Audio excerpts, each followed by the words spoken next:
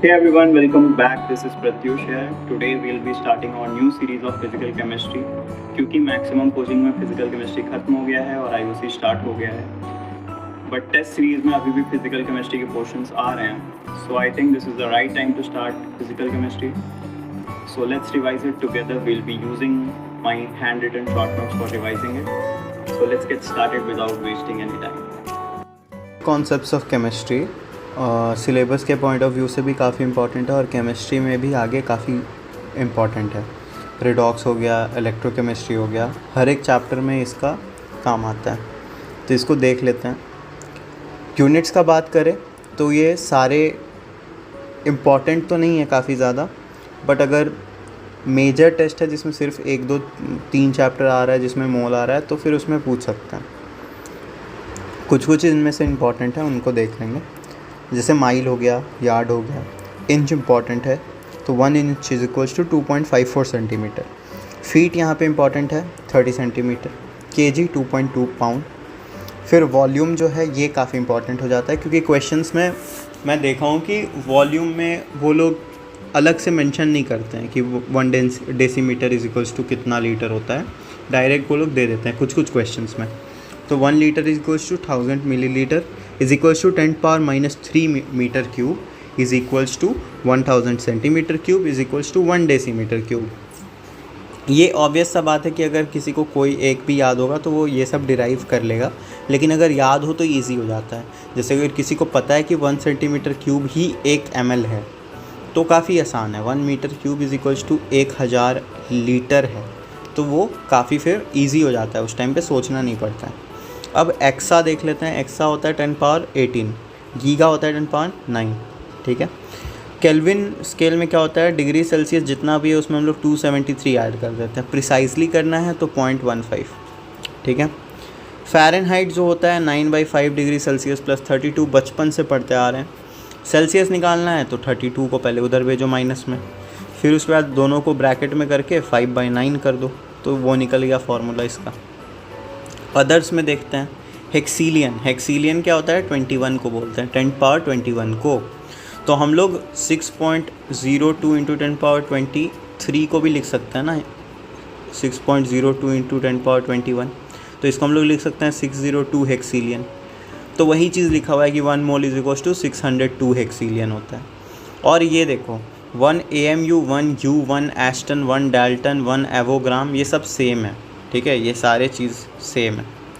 कितना वैल्यू होता है इसका, और ये भी 1/Na, 1/Na, ये भी इक्वल है 1 AMU के, इक्वल है U के, इक्वल है डाल्टन के.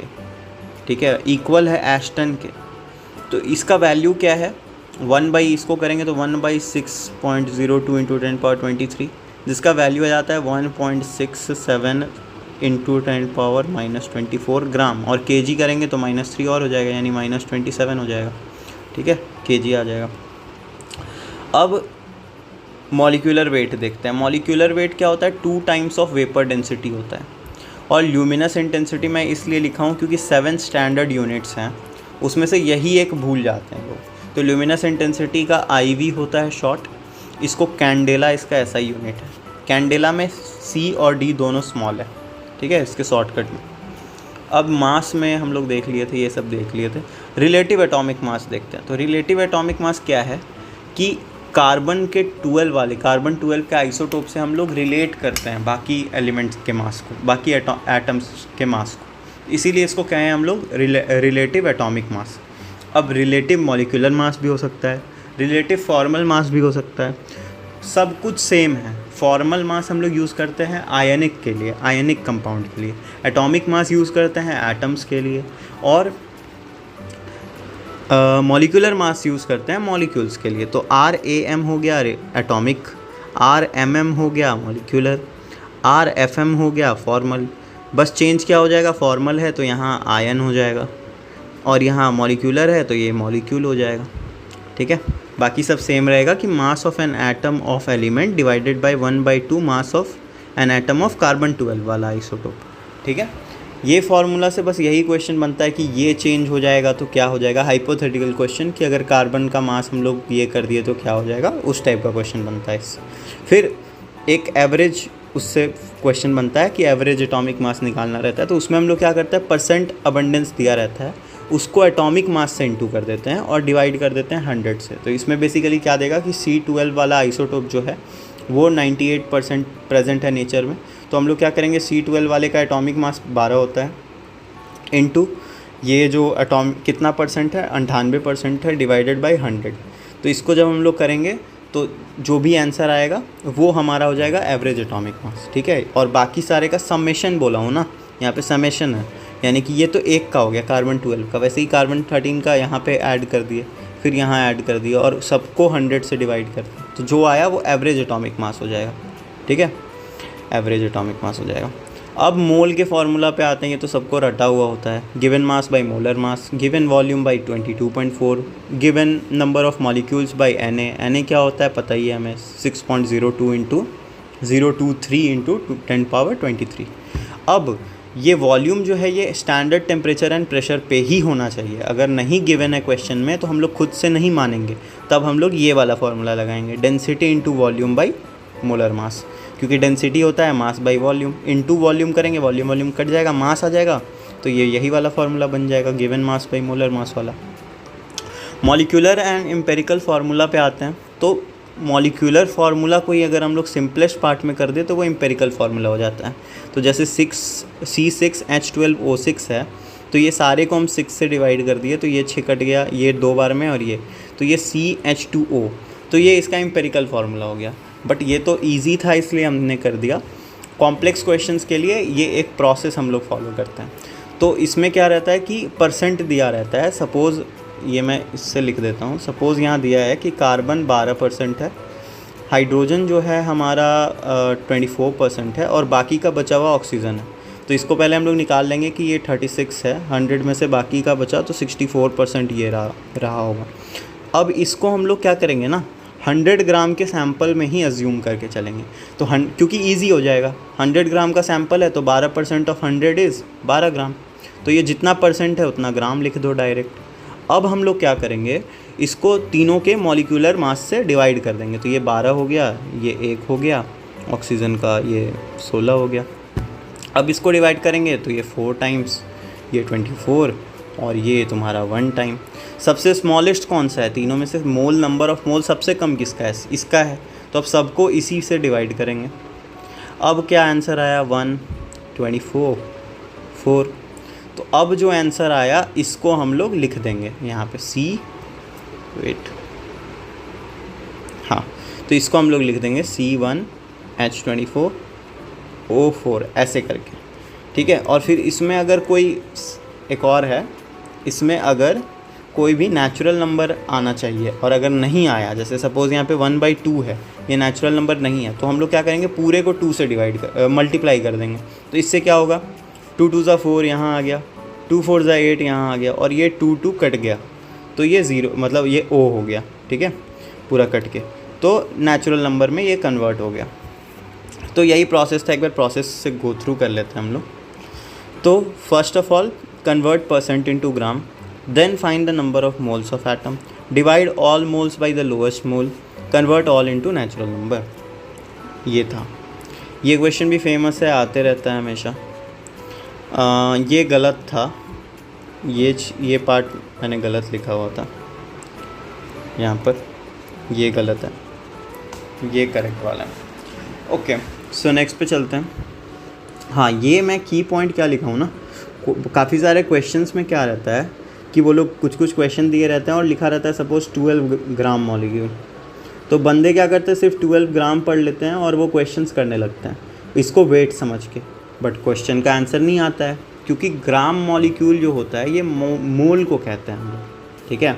तो ग्राम मॉलिक्यूल जो मोल है, तो ये 12 ग्राम थोड़ी है, 12 मोल है ये, तो फिर 12 मोल लेके क्वेश्चन सॉल्व करना चाहिए तो होगा। अब लिमिटिंग रिएजेंट का बात करते हैं। तो लिमिटिंग रिएजेंट बेसिकली एक रिएक्शन में x + y gives a + b का अगर रिएक्शन है, तो ये ऐसा रिएक्शन है जो पहले ख़त्म हो जाएगा। तो अगर ये दोनों मिला के कुछ बन रहा है, तो ये अगर ख़त्म हो जाएगा तो फिर ये दोनों नहीं बना पाएगा ना तीसरा चीज़। तो वही चीज़ है, जैसे अगर पानी और चीनी मिला के शरबत बन रहा है, तो फिर अगर चीनी मेरा ख़त्म हो जाता है तो फिर पानी कितना भी रह जाए वो शरबत थोड़ी बनेगा। तो ये चीनी ख़त्म हो गया ना, तो ये लिमिटिंग रिएजेंट है रिएक्शन का। तो वही चीज़ है कि लिमिटिंग रिएजेंट अब हम लोग पता कैसे करें। तो इसका एक ट्रिक है कि मोल्स सबका पहले पता कर लो। अगर किसी का वेट दिया है तो उसको मॉलिक्यूलर से डिवाइड कर लो, और डायरेक्ट मोल दिया है तब तो अच्छा ही है। तो मोल्स पता कर लो सबसे पहले ये दोनों का, और फिर इसको डिवाइड कर दो इसके कोएफिशिएंट से। तो सपोज़ इसका 2 है, इसका 1 है, तो इसको 2 लिखे 1 लिखे। अब जो वैल्यू कम आया दोनों में से, जिसका कम आया, सपोज़ ये वाला वैल्यू कम है या ये वाला वैल्यू कम है, तो ये वाला जो वैल्यू कम है तो ये लिमिटिंग रिएजेंट हो जाएगा इस रिएक्शन का। तो अब हम लोग क्या करेंगे, इस वाले से अगर हम लोग को पूछता है कि A कितना है, तो हम लोग x के कंपेयर में बताएंगे। जैसे अगर x 2x था गिव्स 1A, तो अगर ये 5 मोल है तो ये कितना होगा, ये 2.5 मोल होगा। ठीक है, यूनिटरी मेथड से सिंपल बनाएंगे। तो ये था, जिन्होंने पढ़ा होगा उसे ये समझ आ गया होगा तुरंत से। अब बैलेंसिंग ऑफ हाइड्रोकार्बन्स देखते हैं। तो बैलेंसिंग ऑफ हाइड्रोकार्बन्स इसलिए इंपॉर्टेंट है क्योंकि क्वेश्चन में हाइड्रोकार्बन दे देता है और फिर उसको बोलता है कंबशन हुआ, और फिर पूछ लेता है कि कितना, अगर इतना मोल ऑफ ये है तो कितना mole of carbon dioxide produce होगा। उस समय बंदे बैलेंसिंग करने जाते हैं, काफ़ी टाइम वेस्ट हो जाता है। अब इथेनॉल दे दिया तो इथेनॉल बोल दिया, तो फिर उसको फिर बैलेंस करने जाओ तो टाइम वेस्ट होता है। तो अगर फार्मूला पता है तो काफ़ी ईजी है, लेकिन फार्मूला याद करने में ये वाला पार्ट थोड़ा सा कंफ्यूजिंग है। तो इसके लिए मेरा एक अपना ट्रिक के अंदर का ट्रिक है कि जैसे CaHb और OC के टर्म्स में हम लोग लिखते हैं, सपोज C2H4O है, O2 है, ठीक है, ऐसा है।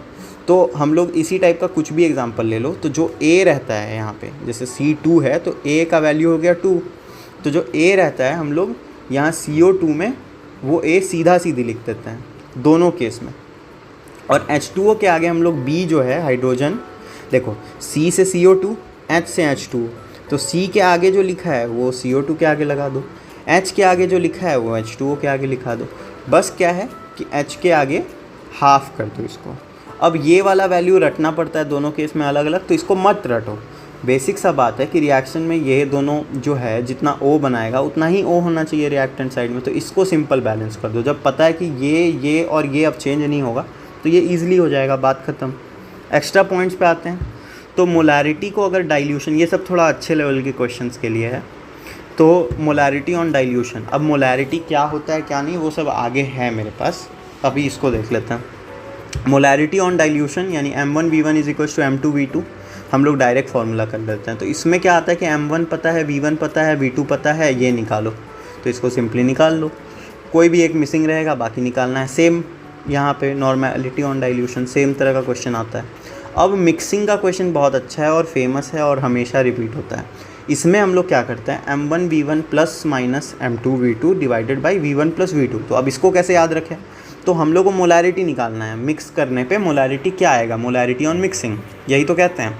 तो अब M1V1 जब हम लोग ले रहे हैं तो इसमें से V1 तो हटाना पड़ेगा ना, क्योंकि डायमेंशनली तो मैच होगा नहीं। MR सर वाला ट्रिक लगाओ कि M1V1 है, M2V2 है, तो अब इसमें से V2 कैंसिल करना है तो इसको नीचे में प्लस कर देंगे। तो अब ये कन्फ्यूज़न नहीं होगा कि नीचे M1 होगा या V1 होगा, ठीक है।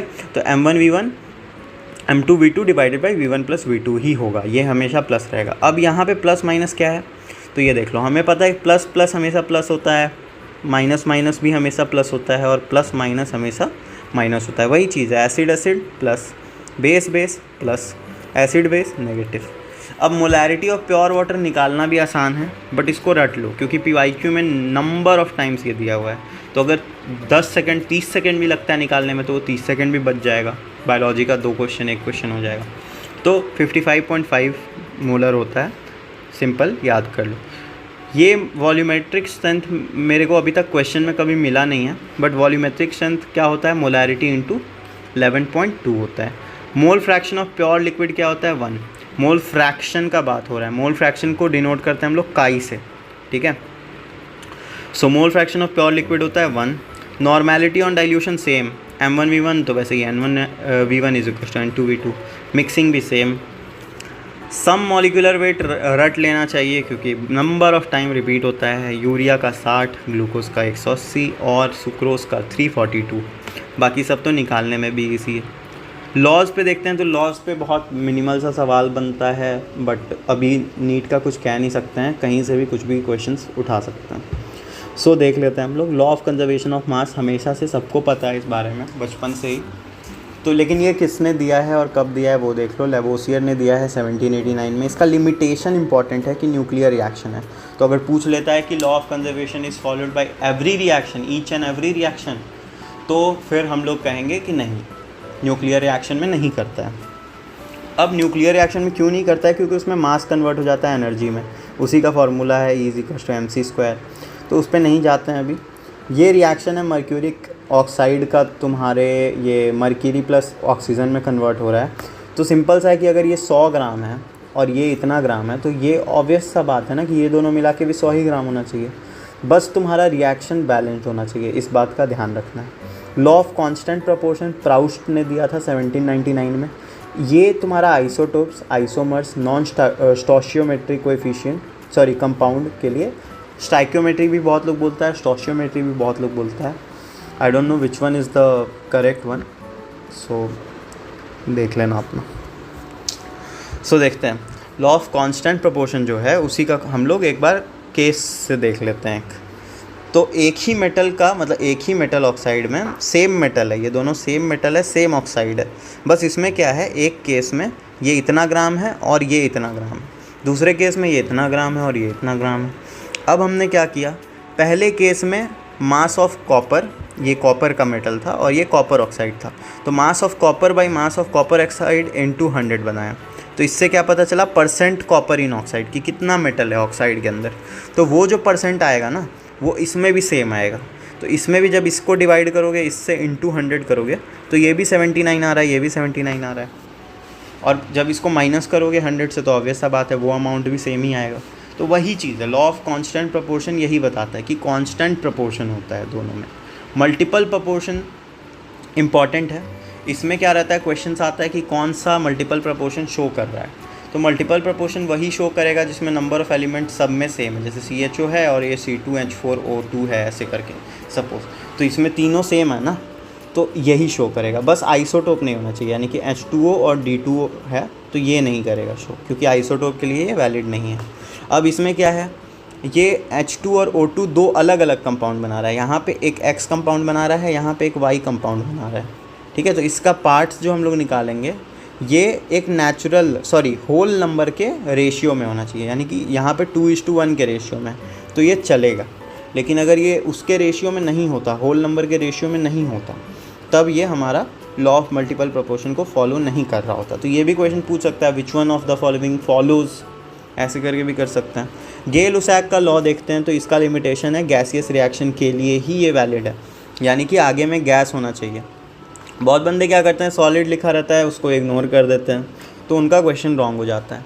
इसमें सिंपल यही बात बोलें कि अगर कोएफिशिएंट में अगर इसको सिंपल बैलेंसिंग कर दें, तो 3 हाइड्रोजन जो है एक नाइट्रोजन के साथ मिलके 2 NH3 दे रहा है, तो इसी चीज़ को वो बोले कि 3 volume of H2 1 volume of N2 के साथ 2 वॉल्यूम ऑफ NH3 दे रहा है, बस। बर्जीलियस का हाइपोथेसिस क्या था, सबसे इंपॉर्टेंट है, इक्वल नंबर ऑफ एटम्स था, और एवोगाड्रो इसको सही किए, बाद में इसको रॉन्ग करके इसको सही किए कि इक्वल नंबर ऑफ मॉलिक्यूल्स होगा। क्या होगा वो देखते हैं। At standard temperature and pressure equal volume of gases, यानी equal number of volume of gases जो है वो इक्वल नंबर ऑफ एटम्स होगा, ये बर्जीलियस बोले थे। वही चीज़ को करेक्ट करके ये बोले कि नहीं, इक्वल नंबर ऑफ मॉलिक्यूल्स होगा। अब बात करते हैं राउंड ऑफ ये सब का, ये भी इम्पॉर्टेंट हो जाता है।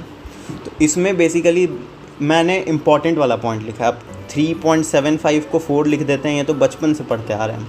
बट अगर 2.5 है तो हम लोग अभी तक क्या करते थे, 2.5 को 3 लिख देते थे, लेकिन नहीं, 3 नहीं लिख सकते हो आप। 2.5 को, ये इवन नंबर है इसलिए आप 2 लिखोगे, और अगर 3.5 है तो ये ऑड नंबर है, इसलिए इसको आप 4 लिखोगे। यानी ऑड नंबर है तो आप इसको पुश कर दोगे आगे, और इवन नंबर है तो आप इसको पीछे ही रहने दोगे, ठीक है। तो वही चीज़ है कि अगर 2.5 है तो ये इवन है, दैट्स वाई नो चेंज 2। 3.5 है, ऑड है, दैट्स वाई ऐड 1, तो 4। अब ये एडिशन और सब्ट्रैक्शन में क्या करना रहता है, minimal number of decimal places देखना रहता है। यानी कि 2 ऑप्शन है, इसमें सिर्फ 2 ही के बाद डेसिमल प्लेस है और इसमें 3 के बाद डेसिमल प्लेस है। तो आंसर में जो है minimum number of decimal places पे लेना पड़ता है। तो पहले नॉर्मल सब्ट्रैक्शन कर दिया और फिर मिनिमम नंबर वाले पे वो कर दिए। तो ये इसका क्वेश्चन बहुत आसान हो जाता है। बहुत लेंदी सा क्वेश्चन आपको देंगे और उसमें ऑप्शन में क्या रहेगा, अलग अलग लेंदी सा वैल्यू रहेगा, लेकिन आपको पता है कि डेसिमल प्लेसेस अगर 2 के बाद है तो वो ऑप्शन जिसमें 2 ही के बाद डेसिमल प्लेसेस है वही करेक्ट होगा। तो इसका क्वेश्चन बहुत ईजी रहता है और मज़ा आता है सॉल्व करने में। और वही मल्टीप्लिकेशन और डिवीज़न में minimum number of significant figure देखते हैं। तो जैसे ये एक है तो इसमें मिनिमम नंबर ऑफ़ सिग्निफिकेंट क्या है, इसमें देखो 3 है, इसमें भी 3 है, इसमें भी 3 है और इसमें भी 3 है। अब इसमें सभी में 3 ही है तो आपको सॉल्यूशन में भी 3 चाहिए। तो इसका मैं खुद से एक ट्रिक बनाया था MS धोनी, यानी मल्टीप्लिकेशन और डिवीज़न में हम लोग को सिग्निफिकेंट फिगर देखना है तो ऑटोमेटिकली एडिशन एंड सब्ट्रैक्शन में हम लोग को डेसिमल प्लेसेस देखना पड़ेगा, ठीक है, क्योंकि कन्फ्यूजन मेरे को हमेशा हो जाता था किस में सिग्निफिकेंट देखना है, किस में वो देखना है। अब एक्यूरेसी और प्रिसीजन देख लेते हैं, इससे भी क्वेश्चन कभी कभी उठ जाता है। एक्यूरेसी क्या होता है, agreement of a particular value to the true value of the result, यानी ट्रू वैल्यू से आपका वैल्यू कितना मतलब वो है एग्री करता है, यानी कितने पास है। और प्रिसाइज मतलब सबको पता है कि कितना क्लोज है, ठीक है। तो अगर ये वैल्यू है, सपोज़ ये 3 बंदे हैं, 3 बंदे ने 3 एक्सपेरिमेंट किया, 2 बार एक्सपेरिमेंट किया, ठीक है, और फिर एक बार उसका एवरेज निकाला। तो एक बार इसका ये आया, फिर उसका एवरेज ये आया, ऐसे ही सारे डेटा हैं। तो अब इसमें ट्रू वैल्यू है 4, मतलब एक्चुअल में 4 करेक्ट था, ठीक है। मतलब जो भी है 3 बंदों को मैंने कुछ दिया एक्सपेरिमेंट करने के लिए, उसका एक्चुअल आना चाहिए था 4 मीटर उसका आंसर, ठीक है। और ये लोग कर रहे हैं तो ये लोग का ये आंसर आ रहा है और उसका एवरेज ये आ रहा है। अब मैं इस 2 पॉइंट से आपका सब कुछ क्लियर हो जाएगा। तो राजीव जो है वो मेजरमेंट कर रहा है तो उसका इतना और इतना आ रहा है जो कि प्रिसाइज़ है, ठीक है, क्योंकि ये देखो ये दोनों पास है तो इसका जो वैल्यू है वो प्रिसाइज़ है, ठीक है। और इसमें देखो कितना अंतर आ जा रहा है, एक बार ये 94 बोल रहा था और सीधा फिर 4.05 बोल दे रहा है, तो जंप कर गया सीधा। भले ये ट्रू वैल्यू से कोई मतलब वो हो, उससे लेना देना नहीं है, बट ये आपस में कितना दूर हो जा रहा है, इसीलिए ये प्रिसाइज़ नहीं है, बिल्कुल भी प्रिसाइज़ नहीं है। फिर उसके बाद लास्ट वाले वैल्यू पे आते हैं तो ये देखो ये प्रिसाइज़ भी है, ये क्योंकि देखो दोनों आसपास भी है, और एक्यूरेट भी है क्योंकि इसके भी सबसे आसपास है। वही चीज़ लिखा है, राजीव का मेज़रमेंट यानी कि इसका मेज़रमेंट जो है वो प्रिसाइज़ है बट एक्यूरेट नहीं है क्योंकि आसपास भी नहीं है। और रजनीश का जो है वो आपका प्रिसाइज़ नहीं है बट ये क्या कहते हैं, और एक्यूरेट भी नहीं है। और राजू का मेज़रमेंट है वो दोनों प्रिसाइज़ और एक्यूरेट दोनों ही हैं। साइंटिफिक नोटेशन पता है, कितना भी ऐसा कुछ दिया रहे बस एक के आगे पॉइंट हो और ये सब हटा दो, राउंड ऑफ कर दो और इंटू 10 का पावर डाल दो। तो इसको याद रखो, ये आकाश के टीचर ने बताया था मुझे ट्रिक, डेली NCR से याद कर लो। सो R हो गया राइट, N हो गया नेगेटिव। तो वही है कि राइट में हम लोग जाएंगे तो नेगेटिव ऐड करेंगे। तो ये तो मतलब बेसिक सा बात है, सबको पता रहता है, बट हाँ अगर किसी को दिक्कत होता है इसमें तो ये NCR से याद कर लो। सिग्निफिकेंट फिगर सभी को पता रहता है, इसमें हम लोग ये सारे नहीं पढ़ेंगे, all non zeros and all, उससे और कन्फ्यूजन हो जाता है। हम लोग डायरेक्ट इसको सॉल्व कर लेते हैं ना सारे को। तो इसमें 2 होगा क्योंकि डेसिमल है यहाँ पे, तो इसीलिए इसके बाद वाला 0 काउंट होगा। इसमें 3 होगा, डेसिमल है, बाकी का काउंट होगा। इसमें 1 ही है, इसमें 1 ही है, इसमें 3 ही है क्योंकि बीच वाला काउंट हो जाएगा, ये वाला काउंट नहीं होगा। डेसिमल होता तब होता काउंट। इसमें इसको हम लोग काउंट नहीं करते हैं, बस ये काउंट होगा। इसमें ये ये चारों काउंट होगा क्योंकि डेसिमल है। वैसे ही ये सारे भी सॉल्व कर लो, आपका क्लियर हो जाएगा, इसमें अलग से कुछ नहीं। इम्पॉर्टेंट क्वेश्चन टाइप से पहले हम लोग कंसंट्रेशन देख लेते हैं, ये सबसे इम्पॉर्टेंट टर्म है। मोलैरिटी को हम लोग M से डिनोट करते हैं, ये क्या होता है, मोल्स ऑफ, हाँ यहाँ पे जो भी है B मतलब होता है सॉल्यूट, मतलब मेरे इसमें B मतलब है सॉल्यूट, A मतलब है सॉल्वेंट, और A + B हो गया सॉल्यूशन, यानी कि सॉल्वेंट के अंदर सॉल्यूट डाले तो बन गया सॉल्यूशन। तो मोल्स ऑफ सॉल्यूट यानी कि B, तो moles of solute by volume of solution, पूरे सॉल्यूशन का वॉल्यूम, ठीक है, इन लीटर में होना चाहिए, ml में नहीं। अगर ml में है तो डिवाइड करो 1000 से, लीटर में कन्वर्ट करो। तो देखो किसी में भी वॉल्यूम का टर्म आएगा ना तो वो टेम्परेचर डिपेंडेंट बन जाएगा। क्यों? क्योंकि वॉल्यूम है, टेम्परेचर बढ़ाएंगे तो वॉल्यूम फिर आपका गैसियस में कन्वर्ट हो जाएगा ना, तो इसीलिए टेम्परेचर डिपेंडेंट है। मोलैलिटी क्या होता है, ये स्मॉल m से डिनोटेड है। कंसंट्रेशन टर्म को हम लोग स्ट्रेंथ भी बोलते हैं, ठीक है, तो इसको ध्यान रखना। मोलालिटी को स्मॉल m से डिनोट करते हैं, यहाँ भी मोल्स ऑफ सॉल्यूट है, बस यहाँ नीचे में वेट ऑफ सॉल्वेंट है, ठीक है, इन kg, ये ध्यान रखना है। यहाँ पे सॉल्यूशन का वॉल्यूम था, यहाँ सॉल्वेंट है वेट, ठीक है। मोल फ्रैक्शन को काई से डिनोट करते हैं, काई a यानी सॉल्वेंट, काई b यानी सॉल्यूट। नीचे में पूरा मोल आएगा, ऊपर में जिसका बात कर रहे हैं उसका मोल आएगा, ख़त्म हो गया। ये यहाँ पे है कि दोनों काई मिला के 1 आना चाहिए, प्योर लिक्विड का मोल फ्रैक्शन 1 होता है। फिर उसके बाद यहाँ से ये भी निकल जाता है कि जब हम लोग काई ए बाई काई बी करेंगे तो ये बाई ये होगा, तो इसमें ये दोनों तो सेम है, कट जाएंगे, तो एक्स बोल दिया मैं, chi A by chi B is equal to N A by N B, वही चीज़ है यहाँ पे। फिर mass percent, volume percent, weight by volume, weight by weight, ये सब इतना आसान है। इसमें बेसिकली नीचे हम लोग को टोटल, जैसे यहाँ ऊपर वेट है तो ऊपर वेट लेना है सॉल्यूट का, और नीचे वॉल्यूम है तो नीचे सॉल्यूशन लेना है। तो यहाँ हमेशा जो ऊपर है उसका सॉल्यूट लेना है और नीचे जो है उसका सॉल्यूशन लेना है, ठीक है। ऊपर वेट लेना है, सॉरी ऊपर सॉल्यूट का लेना है, नीचे सॉल्यूशन का लेना है। अब जो गिवन है W/V गिवन है तो ऊपर वेट लो, नीचे वॉल्यूम लो, ठीक है। फिर उसके बाद किसका, सॉल्यूट का, सॉल्यूशन का। और एक और बात याद रखना है कि यहाँ पे बेसिक टर्म्स में यानी ग्राम और ml में बात हो रही है, ठीक है। और इंटू 100 कर दो क्योंकि परसेंट है भाई, यहाँ 100 होगा तो ऊपर जाके इंटू, तो ये हो गया। तो ये तीनों बहुत आसान है। मास परसेंट है यानी कि ये ऊपर भी मास नीचे भी मास, यानी ये वेट बाई वेट है। तो ऊपर क्या मैं बोला, ऊपर हमेशा सॉल्यूट, नीचे हमेशा सॉल्यूशन, और ये ग्राम में, ये ml में, इंटू 100, इससे आपका तीनों बन गया। अब मिलियन में क्या, पार्ट्स ऑफ बी यानी parts of solute by parts of solute, यहाँ भी ऊपर सॉल्यूट नीचे सॉल्यूशन, इंटू 10⁻⁶। यहाँ बिलियन में बी आता है, इसी को उल्टा करके 9 बना दो तो 10⁻⁹।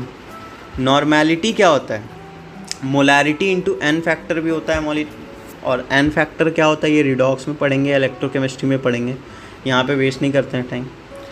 सो नॉर्मेलिटी होता है weight by equivalent weight divided by volume in litre, ठीक है। तो और इक्विवेलेंट क्या होता है, molar mass by n factor. तो यहाँ से मोलर मास और वेट बाई मोलर मास ही तो मोल्स होता है सॉल्यूट का, और moles of solute by volume ही तो मोलैरिटी होता है, यहीं से आता है मोलैरिटी। और ये n नीचे है तो ये ऊपर आ जाएगा, तो मोलैरिटी इंटू n फैक्टर। तो इसीलिए हम लोग नॉर्मेलिटी को ये भी बोलते हैं। अब ये वही चीज़ लिखा हुआ है। ग्राम इक्विवेलेंस क्या होता है, ग्राम इक्विवेलेंट होता है वेट बाई इक्विवेलेंट वेट, इसी को कहते हैं ग्राम इक्विवेलेंट। और ग्राम इक्विवेलेंट सेम होता है, इससे काफ़ी सारा क्वेश्चन सॉल्व हो जाता है। ट्रिक देख लेते हैं, ट्रिक काफ़ी इंपॉर्टेंट है। n factor change in oxidation state into number of atoms से निकाल सकते हैं। अब ट्रिक देखते हैं। मोलैलिटी इंटू मोल फ्रैक्शन का ट्रिक क्या है, molality is equal to chi B by chi A into molar mass of A into 1000, ठीक है। मोलैरिटी और मोलैलिटी का क्या है, इसका ये वाला ट्रिक काफ़ी अच्छा है, ये हमें याद कराया गया था। 1000 मोती 1000 दाने, मन मेरा बोले, मोलैलिटी मोलैलिटी, इस ट्रिक से। 1-2 बार अभी साउंड कर रहा होगा बेकार, बट इसको 1-2 बार मतलब बोलोगे तो अच्छे से हो जाएगा। और ये क्वेश्चन काफ़ी इजी कर देता है आपका, ठीक है। यहाँ D डेंसिटी है, M मोलैरिटी है और MB molecular mass of solute है। मैं बोला ना B सॉल्यूट है, वही चीज़ मैं यहाँ पे लिखा भी हूँ कि M जो है मोलैलिटी है, कैपिटल M मोलैरिटी है, MB है molecular mass of solute, D है डेंसिटी ग्राम ml में, वही चीज़ यहाँ लिखा हुआ है। इसी का दूसरा एक फार्मूला यहाँ भी है। और फिर आते हैं मोलैरिटी और मोल फ्रैक्शन का। यहाँ पे मोलैरिटी और मोलैलिटी का था, यहाँ मोलैरिटी और मोल फ्रैक्शन का है। तो ये चीज़ यहाँ पे लिख लो, काई बी बाई काई ए, वही यहाँ पे भी था काई बी बाई काई ए। अब यहाँ पे है moles of A by volume, ठीक है। ये था मोलैलिटी और मोल फ्रैक्शन, ये है मोलैरिटी और मोल फ्रैक्शन। अब molarity and weight by weight, तो इसका है molarity is equal to 10 dx into MB। तो MB क्या है, molecular mass of solute, D क्या है, डेंसिटी, और X क्या है, वेट बाई वेट परसेंट है, ठीक है। तो सब यहाँ पे जितना भी ट्रिक है, ट्रिक तभी यूज़ करो जब आपको याद हो जाए। तो इसमें से ये इम्पॉर्टेंट है, ये इम्पॉर्टेंट है, ये इजी है याद करना, इसको याद कर लो। 1000 मोती 1000 दाने, मन मेरा बोले, molality molality, that's it. So concentration terms हो गया। n फैक्टर को मैं यहाँ डिफाइन किया हूँ। n फैक्टर होता है change in oxidation state into number of atom. तो सपोज़ इसमें हम लोग को क्या करना है, ये एक फार्मूला भी है n फैक्टर का। तो इसमें क्या है, A जो है वो सेंट्रल एटम है उसके बाद x जो है ये रिएक्टेंट का मतलब ऑक्सीडेशन नंबर है, और y जो है प्रोडक्ट का है, इससे सॉल्व हो जाएगा। एन फैक्टर का एक और फार्मूला है, total number of electron transferred पर मॉलिक्यूल ऑफ रिएक्टेंट, या तो total change in oxidation number पर मॉलिक्यूल। ये हम लोग करेंगे तो समझ आएगा। ये बेसिक सा बात एकदम चैप्टर के स्टार्टिंग का है कि मैटर फिजिकल होगा या केमिकल होगा। फिजिकल होगा तो सॉलिड लिक्विड गैस हो गया, केमिकल होगा तो मिक्सचर होगा, नहीं तो प्योर सब्सटेंस होगा। प्योर क्या होगा? कार्बन का एलोटॉप्स हो गया, डायमंड और ग्रेफाइट। प्योर में भी दो है, या तो एलिमेंट होगा यानी सिंगल NaOH, या तो कंपाउंड यानी कि दो मिल के बना लिया कुछ तो वो कंपाउंड हो गया। मिक्सचर में हो गया एयर या मिल्क, ये सब मिक्सचर है। मिक्सचर में होमोजीनस यानी कि सब मिला हुआ है, कुछ दिख नहीं रहा है अलग अलग। हेट्रो में अलग अलग दिख जा रहा है, जैसे ऑयल और वाटर डालेंगे तो अलग अलग हो जाएगा। लॉ ऑफ केमिकल इक्विवेलेंस यही कहता है कि A+B अगर C+D दे रहा है, अनबैलेंस रिएक्शन है, तो इस लॉ के हिसाब से ग्राम इक्विवेलेंस A का, B का, C का, D का सबका इक्वल होगा। ठीक है, ये कुछ इक्विवेलेंट वेट पे कुछ अच्छे अच्छे क्वेश्चंस थे, उसको भी देख लेते हैं। इक्विवेलेंट वेट अगर Zn+2HCl, ZnCl2+H2 दे रहा है, इतना ग्राम इतना ग्राम इतना ग्राम इतना ग्राम है। ठीक है, तो 2 ग्राम अगर 65 ग्राम दे रहा है, इसका क्या मतलब है? और 1 ग्राम जब मतलब 1 ग्राम कितना देगा मैं बताता हूँ। 2 ग्राम इसका, 1 ग्राम ये दे रहा है। ठीक है, तो 2 ग्राम HCl आपका 1 ग्राम Zn दे रहा है, तो आपका 1 ग्राम कितना देगा? इतना देगा। वैसे ही 2 ग्राम जब इतना देगा, 136 ग्राम देगा, तो 1 ग्राम कितना देगा? 68 ग्राम देगा। तो इक्विवेलेंट वेट निकल गया। इसका एक और फार्मूला है कि आप ग्राम इक्विवेलेंट से कर लो कि वेट है बाई इसका इक्विवेलेंट वेट, दोनों को इक्वल कर दो तो इससे भी हो जाएगा आपका। ठीक है, इक्विवेलेंट वेट जो होता है वो याद करना पड़ता है सबका। अब बात करते हैं हाँ इम्पॉर्टेंट टाइप्स ऑफ क्वेश्चन के। तो इसमें क्या है कि इफ़ आस्क्ड अबाउट क्या कहते हैं, if asked about then find one, but if atoms are mention count the number. हाँ ओके, यहाँ क्या कहना चाहता है कि सपोज़ क्वेश्चन में कभी कभी क्या कहता है, find the number of moles of atoms. ठीक है, और NaCl है, तो यहाँ पे 1 एटम 2 एटम 2 एटम है ना, तो आप पहले क्या करो, सिंपल मोल निकाल लो और फिर उसको 2 से इंटू कर दो। अगर कहता है मॉलिक्यूल कहता है तो NaCl तो भाई एक मॉलिक्यूल ही है, तो इसका कुछ मत करो। अगर फिर इसके अलावा भी मतलब बहुत तरह से बना देते हैं, find the number of moles of electron, तो Na और Cl में जितना इलेक्ट्रॉन है उसका कर दो, उससे इंटू कर दो। पहले सिंपल मोल निकाल दो फिर उससे इंटू कर दो। ये फार्मूला मास मैं बताया था, आयोनिक के लिए होता है, मॉलिक्यूलर मास कोवैलेंट कंपाउंड के लिए होता है। Vapour density molar mass by 2 होता है, वरना molar mass 2 into vapour density होता है। परसेंट ईल्ड का फार्मूला होता है एक्चुअल बाई थ्योरेटिकल इंटू 100, और परसेंट नॉर्मल वाले का m new minus m old by m old into 100। Equivalent weight को समझते हैं अच्छे से। उस समय मैं यहाँ पे थोड़ा सा इसको बिगाड़ दिया था, मैं अच्छे से समझाता हूँ। इक्विवेलेंट वेट पीछे मैं बता चुका हूँ कि molar mass by n factor होता है। मास ऑफ सब्सटेंस रिएक्ट करता है प्रोड्यूस करने के लिए और या तो डिस्प्लेस करने के लिए। इतना ग्राम CaCO3 या इतना ग्राम इतना या इतना ग्राम, ये सब रटना है। ठीक है, तो बेसिकली इक्विवेलेंट वेट का मैं आपको एक्सप्लेन कर रहा हूँ डेफिनेशन, मतलब फील करने के लिए। तो मास ऑफ सब्सटेंस, एक मास ऑफ सब्सटेंस जो कि रिएक्ट करेगा और प्रोड्यूस करेगा 50 ग्राम ऑफ इतना, नहीं तो इतना ग्राम ऑफ क्लोरीन, नहीं तो 8 ग्राम ऑफ ऑक्सीजन, नहीं तो 1 ग्राम ऑफ हाइड्रोजन, नहीं तो इतना ग्राम ऑफ सल्फ्यूरिक एसिड। यानी मेरे को उतना ही मास ऑफ सब्सटेंस लेना है जो मेरे को इतना प्रोड्यूस करा दे, जो मेरे को इतना प्रोड्यूस करा दे, जो मेरे को इतना प्रोड्यूस करा दे। तो मेरे को पता है कि हाइड्रोजन के लिए हम लोग को 1 ग्राम लेना रहता है। ठीक है, वही चीज़ मैं क्या कर रहा हूँ, यहाँ पे इक्विवेलेंट वेट ऑफ Zn निकालना है मेरे को। तो सबसे पहले मेरे को लेना है कि मतलब 1 ग्राम